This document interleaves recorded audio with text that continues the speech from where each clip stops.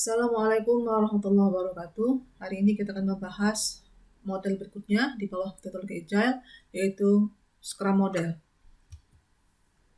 Scrum metodologi adalah sebuah framework yang digunakan untuk mengatasi kompleksitas dalam pekerjaan dan membuatnya lebih mudah dipahami dan transparan. Hal ini memungkinkan tim untuk memeriksa dan beradaptasi tergantung kepada kondisi saat ini. Dan ini adalah bukan skenario yang diprediksi. Metodologi Agile dan yang khususnya adalah Scrum mengikuti konsep ini untuk menyediakan bagi tim pengembang sistem manajemen yang dapat diandalkan untuk mengembangkan sistem secara bertahap dengan hasil lebih baik, anggota tim lebih produktif, dan kesuksesan di akhir pengerjaan. Kemudian prinsip metodologi Agile yang digunakan dalam Scrum adalah konsep yang dipakai untuk mengatasi kelemahan dari pengembangan air terjun tradisional atau waterfall yang mengakibatkan proyek dibatalkan atau produk dikerjakan dengan hasil di bawah rata-rata. Jika Anda mempertimbangkan untuk memasukkan praktek Scrum ke dalam organisasi yang Anda bangun atau Anda kerjakan, maka ini adalah beberapa hal yang perlu Anda ketahui mengenai metodologi atau framework Scrum. Metodologi Scrum adalah kerangka kerja Agile yang membantu organisasi memfasilitasi kolaborasi tim dan menyederhanakan proyek yang kompleks. Hal ini dilakukan untuk menunjukkan apa yang harus dilakukan oleh Scrum, bagaimana melakukannya secara detail, dan ini adalah kerangka kerja yang bukan termasuk metodologi formal. Sehingga Scrum dianggap hanya menyajikan struktur metodologi, lalu hal ini dapat meningkatkan kualitas kinerja anggota tim.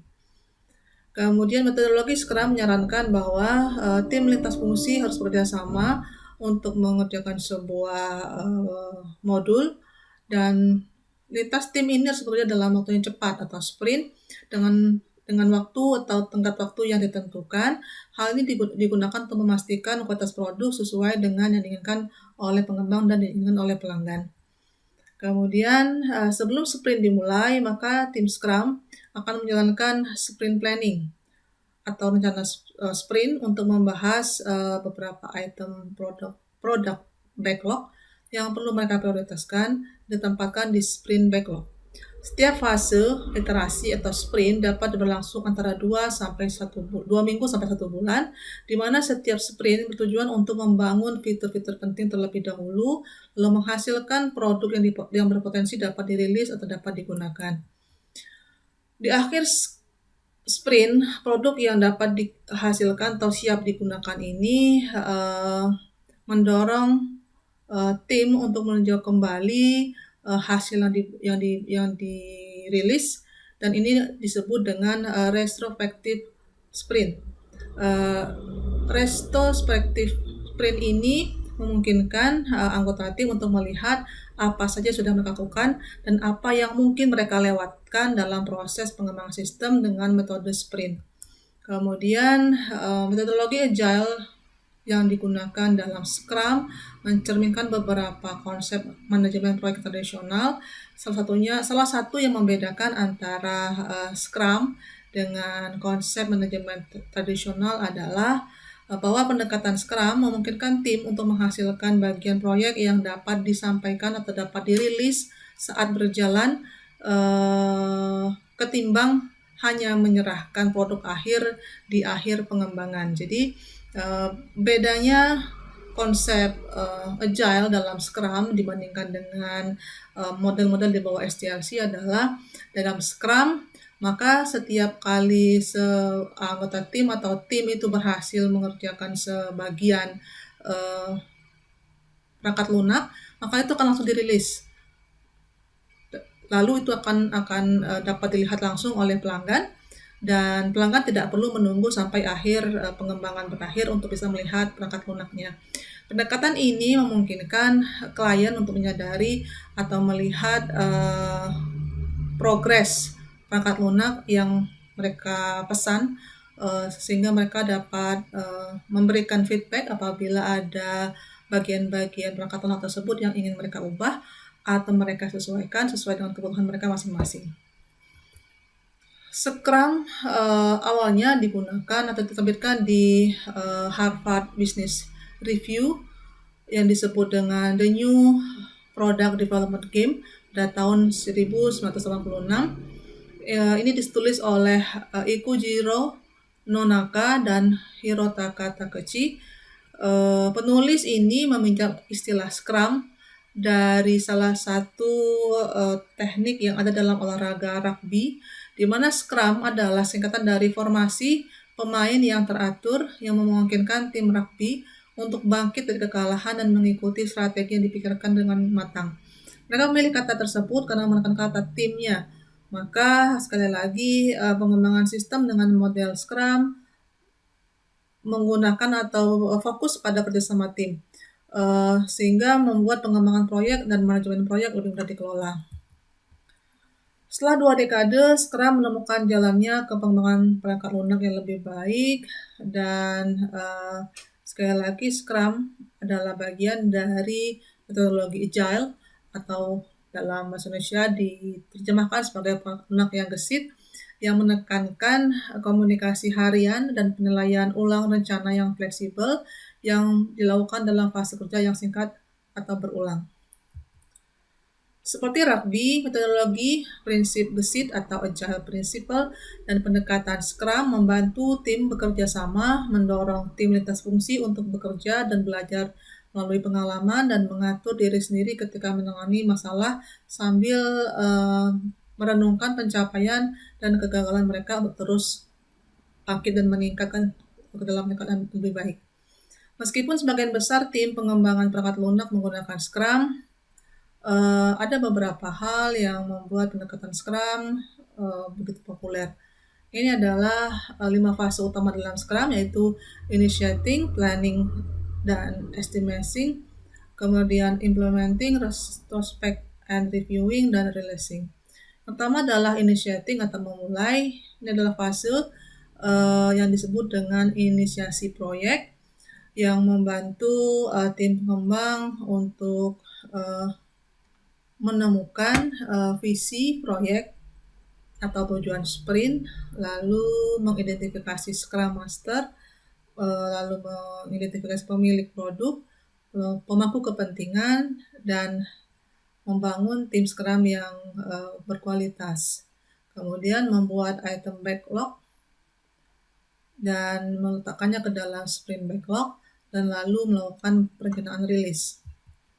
Yang kedua adalah planning and estimating atau perencanaan dan perkiraan. Ini adalah tahap kedua dalam metodologi Scrum.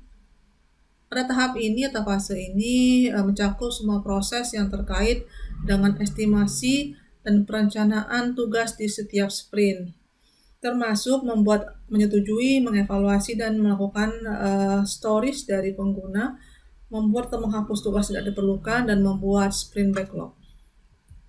Yang ketiga adalah implementing atau menerapkan hasilnya. Fase ini mencakup semua proses yang terkait dengan pelaksanaan tugas tim Scrum dalam menciptakan produk proyek, kemudian termasuk membuat produk yang dapat dirilis atau dihasilkan, kemudian melakukan pertemuan harian antar anggota, lalu ada menentukan Scrum Master, lalu pemilik produk, dan secara teratur memperbarui item backlog produk. Yang keempat adalah retrospect and reviewing atau retrospeksi dan peninjauan. Fase ini melibatkan semua proses yang mencakup peninjauan produk yang dapat dirilis bersamaan dengan pekerjaan yang diselesaikan dalam waktu tertentu. Sehingga fase ini umumnya adalah bagaimana mengevaluasi hasil proyek yang sudah dirilis, lalu jika ada yang perlu diperbaiki, maka akan meninjau kembali sprint yang dilakukan, lalu memvalidasi sprint, dan retrospektif sprint. Yang berikutnya adalah releasing atau melepaskan. Fase ini adalah fase memberikan atau menyampaikan atau merilis hasil akhir kepada klien dan membuat dokumentasi, lalu menginternalisasi pelajaran yang dihasilkan dari hasil pengembangan sistem. Kemudian fase ini juga mencakup proses pengiriman produk yang selesai dan diretrospeksi kembali. Kemudian ini adalah inti dari Agile Scrum yang meliputi pemilik. Jadi ini ada beberapa istilah yang dipakai di dalam Scrum. Yang pertama adalah pemilik produk Scrum. Ini adalah figur yang bertanggung jawab untuk memutuskan fungsi dan fitur mana yang harus dibuat oleh tim dan bagaimana mereka harus membuatnya. Jadi bisa dikatakan ini adalah pemilik sistemnya. Jadi pemilik sistem inilah nanti yang menentukan seperti apa sistem akan dibuat, seperti apa fungsinya, dan fitur apa yang akan mereka inginkan. Kemudian yang kedua adalah Scrum Master. Scrum Master ini adalah peran yang dilakukan oleh pemilik produk dan juga orang yang bertanggung jawab untuk memberikan banyak masukan selama pengembangan sistem berlangsung. Dalam teori dikatakan bahwa peran ini sering bercampur dengan pemilik produk. Jadi ada kalanya Scrum Master dengan pemilik produk satu orang atau juga orang yang berbeda. Hal ini terjadi karena kadangkala Scrum Master bertanggung jawab untuk menjaga ketertiban selama pengerjaan perangkat lunak, kemudian sekaligus juga menentukan apa harus dikerjakan oleh tim pengembang. Kemudian ada Scrum Activities and Artifacts. Ini ada beberapa. Yang pertama adalah item product backlog. Ini adalah fitur yang harus dipenuhi oleh tim pengembang untuk membuat visi pemilik produk menjadi produk yang benar berfungsi. Jadi ini adalah item-item atau segala sesuatu yang akan dibuat, fitur yang akan dibangun, yang akan masuk ke dalam perangkat lunak, itu dimasukkan ke dalam item product backlog. Yang kedua adalah definisi selesai. Jadi tim Scrum akan setuju untuk menyelesaikan pekerjaan mengikuti definisi selesai yang disepakati. Jadi ada istilah kapan selesai mengerjakan perangkat lunak. Nah, selesai ini biasanya ditentukan sampai perangkat lunak memenuhi kualitas tertentu. Jadi bukan ditentukan oleh seberapa lamanya, namun selesai itu akan terpenuhi jika kualitasnya tercapai. Yang ketiga adalah sprint dalam Agile Scrum. Tim Scrum akan bekerja mengikuti iterasi atau siklus pendek sehingga dalam rentang waktu 1 bulan. Nah, mengerjakan perangkat lunak dalam rentang waktu yang singkat, dalam hal ini adalah 1 bulan, disebut dengan istilah sprint. Jadi, tenggat waktu yang pendek inilah menyebabkan ada istilah sprint di dalam Scrum Activities. Kemudian, Scrum Master bertanggung jawab untuk memastikan semua anggota mengikuti kerangka waktu tersebut. Lalu ada perencanaan sprint. Ini adalah kegiatan untuk meninjau backlog produk dan menentukan item mana harus diprioritaskan. Lalu ada eksekusi sprint. Ini adalah saat untuk melakukan apa yang sudah direncanakan di dalam perencanaan sprint, kemudian dikerjakan sampai mendapatkan fitur selesai atau mendapatkan kualitas yang diinginkan dalam perangkat lunak yang dibangun. Kemudian ada Daily Scrum. Ini adalah rapat harian oleh anggota pengembang sistem dengan metodologi Scrum. Ini dilakukan singkat, sekitar 15 menit, difasilitasi oleh Scrum Master untuk meninjau progres harian. Lalu ada tinjauan sprint. Ini adalah tim pemeriksa yang mengadopsi produk sedang mereka buat, lalu membuat perubahan jika diperlukan. Lalu ada sprint retrospektif. Ini adalah konsep di mana tim master dan tim Scrum Master dan pemilik tim mendiskusikan apa yang mereka sudah kerjakan dan apa yang tidak berhasil mereka kerjakan. Lalu Agile, jadi dibandingkan apa bedanya antara Scrum dan Agile. Agile adalah pola pikir yang berkembang menjadi metodologi yang memberikan solusi alternatif terhadap metodologi manajemen proyek tradisional yang mengikuti proses waterfall. Jadi secara singkat, Agile adalah kerangka pikir atau metodologi yang memberikan solusi alternatif dibandingkan dengan konsep waterfall yang di bawah SDLC. Kemudian dengan konsep ini, maka pada dasarnya Agile itu adalah metodologi adaptif yang mampu menampung masukan-masukan pelanggan selama pengembangan sistem berlangsung. Scrum mengikuti kerangka kerja yang dibangun oleh Agile, kemudian dalam konsep umumnya Scrum bertujuan untuk memberikan perangkat lunak yang berkualitas dalam waktu yang sesingkat mungkin, dan hal ini adalah dorongan bagi tim untuk bekerja secara cepat dan berulang untuk memastikan bahwa perangkat lunak yang mereka hasilkan itu berfungsi dengan baik dan sesuai dengan yang klien mereka inginkan. Perbedaan utama antara Agile dan Scrum adalah bahwa Agile adalah pola pikir dan Scrum adalah kerangka kerja yang digunakan oleh tim. Metodologi Agile memberikan perangkat lunak yang berfungsi secara teratur untuk umpan balik, sementara Scrum menyediakan produk yang sama setelah sprint tertentu. Kemudian Agile mengikuti pendekatan berulang untuk mengembangkan dan mengikuti perkembangan perangkat lunak, sedangkan Scrum adalah proses Agile yang fokus pada penyediaan nilai dalam waktu yang singkat. Dalam pendekatan Agile, kepemimpinan sangat penting, sementara Scrum mempromosikan tim yang mengatur diri sendiri dan lintas fungsi.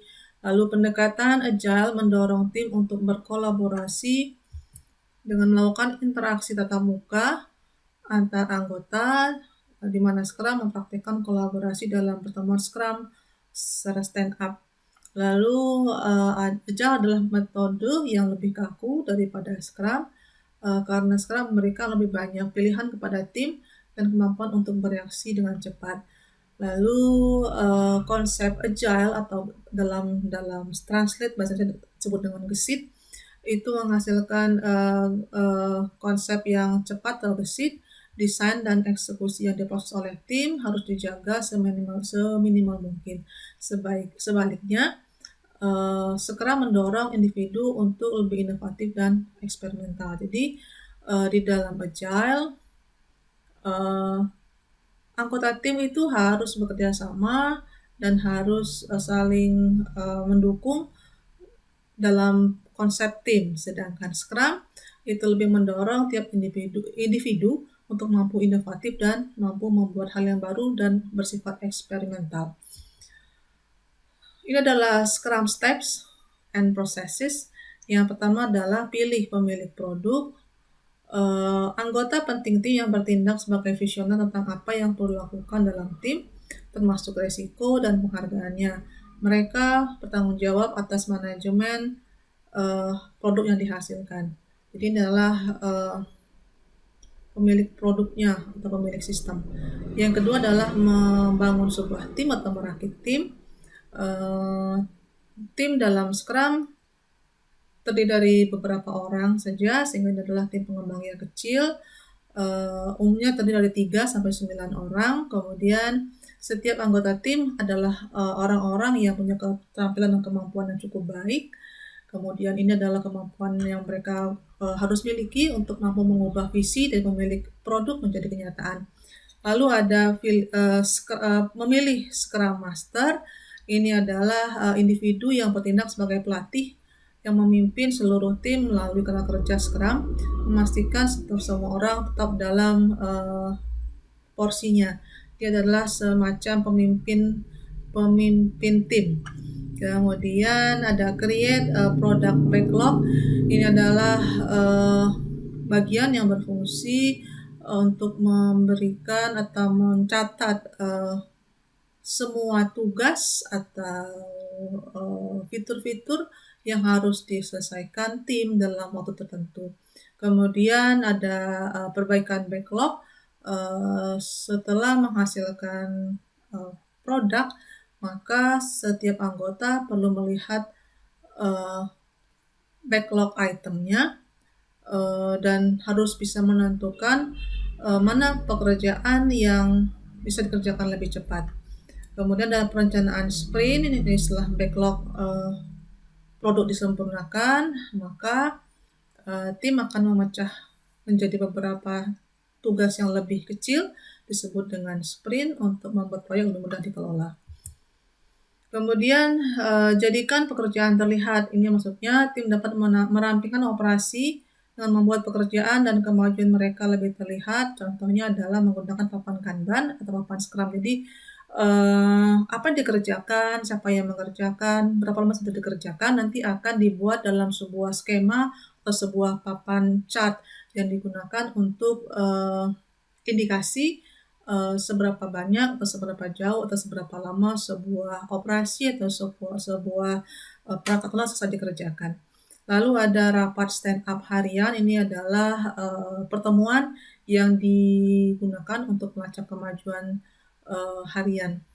Kemudian ada demo atau ulasan sprint, yang adalah proses anggota dapat membagikan apa yang telah mereka selesaikan selama sprint dilakukan. Lalu ada sprint retrospektif. Ini adalah langkah yang melibatkan anggota untuk menampilkan atau menunjukkan kinerja mereka di sprint sebelumnya dan melakukan perbaikan jika ada. Lalu ada siklus sprint berikutnya, memulai siklus sprint berikutnya.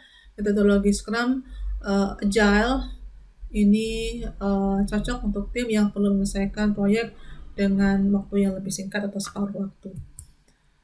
Ini adalah yang kita jelaskan, mulai dari skupnya sampai menghasilkan usable software. Lalu ada Scrum approach, yaitu pertama adalah time boxing. Ini adalah pendekatan yang memaksa tim di dalam pengembangan untuk mampu beradaptasi terhadap perubahan untuk memenuhi keinginan klien dan tetap menciptakan atau menghasilkan produk yang berkualitas. Kemudian time boxing juga disebut sebagai iterasi, adalah bagaimana cara mengalokasikan unit waktu tetap terbatas namun menghasilkan performa yang maksimum. Dalam konsep ini mereka menggunakan sprint untuk menghasilkan performa yang berkualitas.